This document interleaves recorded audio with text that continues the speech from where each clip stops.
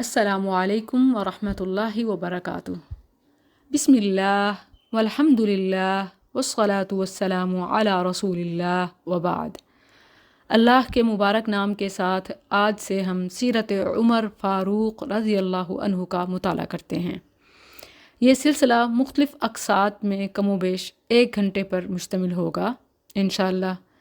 اس سلسلے میں ہمارے پیش نظر ابو نعمان سیف اللہ خالد کی تالیف سیرت عمر فاروق رضی اللہ عنہ ہے۔ اس کی خوبی یہ ہے کہ یہ صحیح اور مستند روایات پر مشتمل ہے۔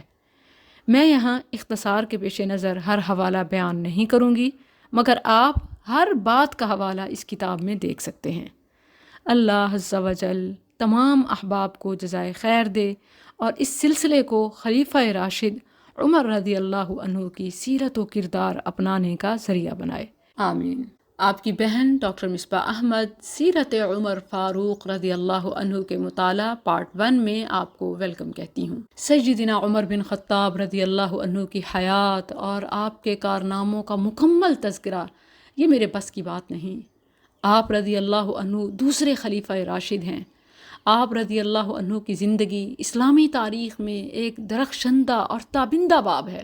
آپ رضی اللہ عنہ شرافت، بزرگی، اخلاص، جہاد اور دعوت اللہ کی اعلیٰ مثال ہیں۔ سیدنا عمر بن خطاب رضی اللہ عنہ کا شمار ان رہبروں میں ہوتا ہے جو لوگوں کے لیے زندگی کے اصول وضع کرتے ہیں اور پھر لوگ اپنی زندگیوں میں ان کے اقوال و افعال سے رہنمائی حاصل کرتے رہتے ہیں۔ سیدنا عمر رضی اللہ عنہ کی سیرت ایمان افروز ہونے کے ساتھ ساتھ دین اسلام کی سچی تعبیر اور فہم سلیم کا مظہر بھی ہے۔ نبی کریم صلی اللہ علیہ وسلم نے ہمیں حکم دیا ہے کہ ہم ہدایت یافتہ خلفائے راشدین کی پیروی کریں اور ان کے راستے پر چلیں۔ ابن ماجہ کے حوالے سے آپ صلی اللہ علیہ وسلم کا فرمان فَعَلَيْكُمْ بِسُنَّتِي وَسُنَّتِ الْخُلَفَاءِ الرَّاشِدِينَ الْمَهْدِيِّينَ، تم میری سنت کو اور ہدایت یافتہ خلفائے راشدین کے طریقے کو اختیار کرنا۔ سیدنا عمر رضی اللہ عنہ انبیاء و رسل اور ابو بکر صدیق رضی اللہ عنہ کے بعد سب سے افضل و بہتر ہیں۔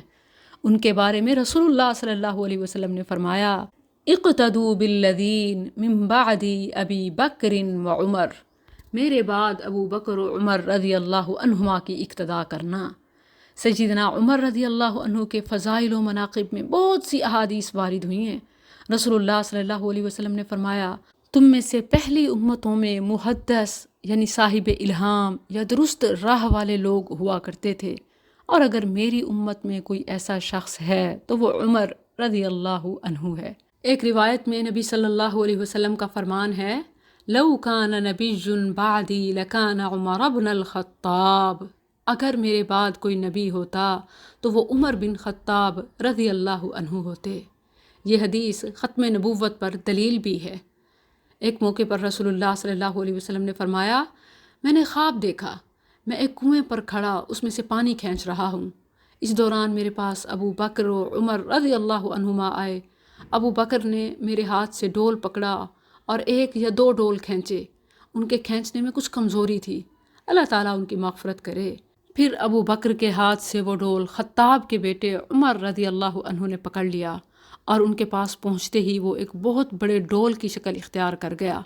میں نے لوگوں میں ایسا شہزور اور باصلاحیت یعنی عبقری کا مطلب ہوتا ہے باصلاحیت، میں نے لوگوں میں ایسا شہزور اور باصلاحیت نہیں دیکھا جو ان کی طرح پانی نکالتا ہو۔ انہوں نے اتنے ڈول نکالے کہ لوگوں نے اونٹوں کو پانی پلا کر بٹھا دیا، یعنی جانوروں تک نے پیا۔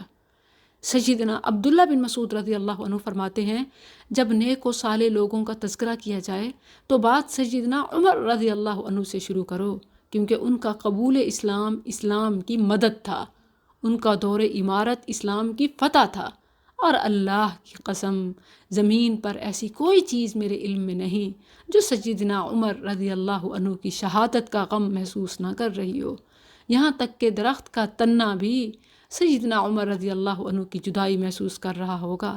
اور اللہ کی قسم میں یہ سمجھتا ہوں کہ ان کے ساتھ ایک فرشتہ تھا جو انہیں صحیح راستے کی طرف رہنمائی فراہم کرتا تھا، اور اللہ کی قسم میں یہ بھی سمجھتا ہوں کہ شیطان ملعون بھی سیدنا عمر رضی اللہ عنہ سے ڈرتا تھا، کہ اگر اس نے کوئی بدعت ایجاد کرائی تو سیدنا عمر رضی اللہ عنہ اسے اس کے ملعون چہرے پر دے ماریں گے، اور اللہ کی قسم اگر میں کسی ایسے کتے کو جانتا ہوتا جو سیدنا عمر رضی اللہ عنہ سے محبت کرتا ہو تو میں اس کتے سے ضرور محبت رکھتا۔ سیدنا عمر بن خطاب رضی اللہ عنہ اشراف قریش میں سے تھے۔ زمانہ جاہلیت میں سفارت کاری کا شعبہ آپ کے خاندان سے متعلق تھا، یعنی جب اہل قریش کی کسی دوسرے قبیلے سے لڑائی ہو جاتی تو آپ ہی کے بزرگوں کو سفیر بنا کر بھیجا جاتا۔ ان کا اثر و رسوخ مشہور تھا، یا جب کوئی تفاخر نسب کے اظہار کی ضرورت پیش آتی تو اس کام کے لیے بھی آپ ہی کے بزرگ آگے نکلتے تھے۔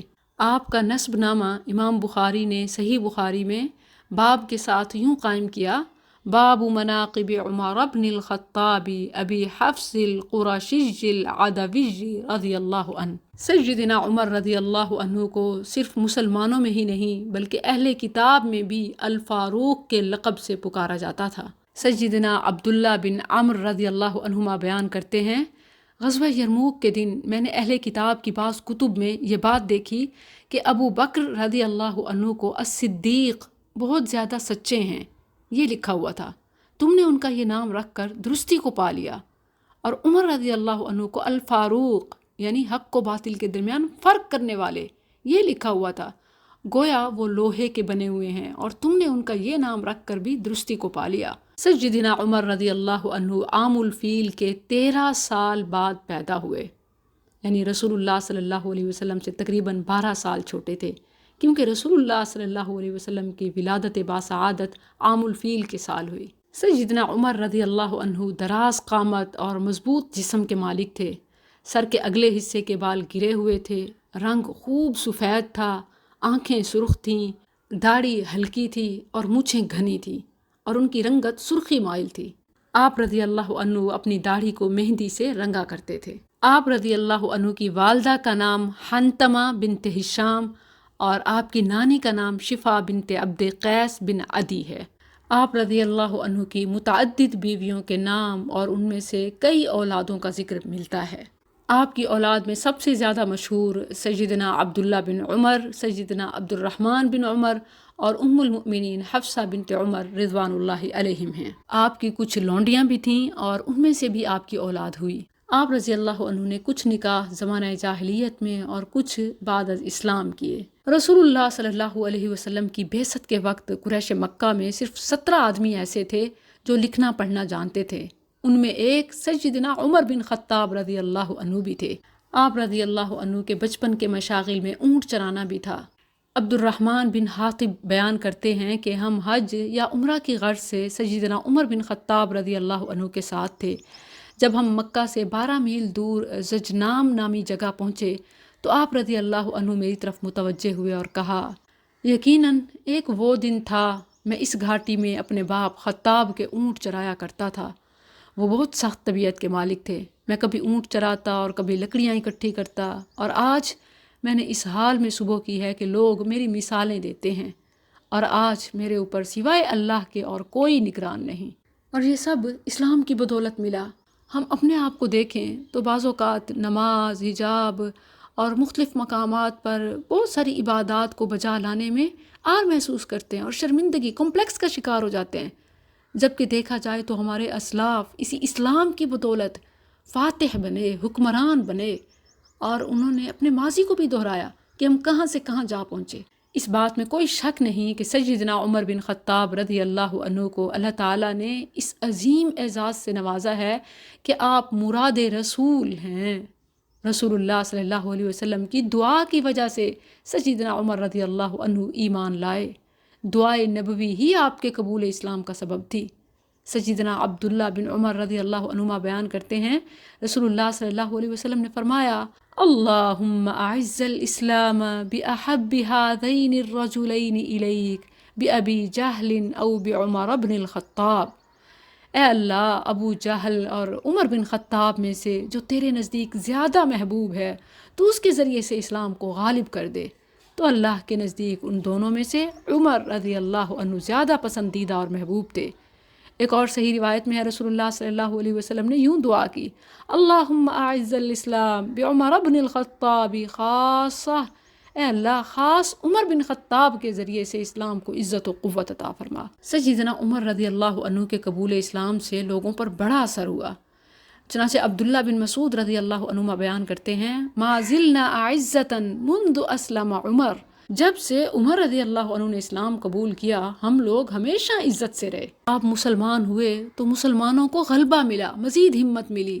آپ نے ہجرت کی تو صرف خود نہیں بلکہ اپنے ساتھ 20 لوگوں کو لے کر مدینہ پہنچے۔ مدینہ پہنچتے ہی مسئلہ آذان ہو یا اس کے علاوہ موافقات الہی اور موافقات نبوی کے مصداق بنے۔ مزید تفصیل نیکسٹ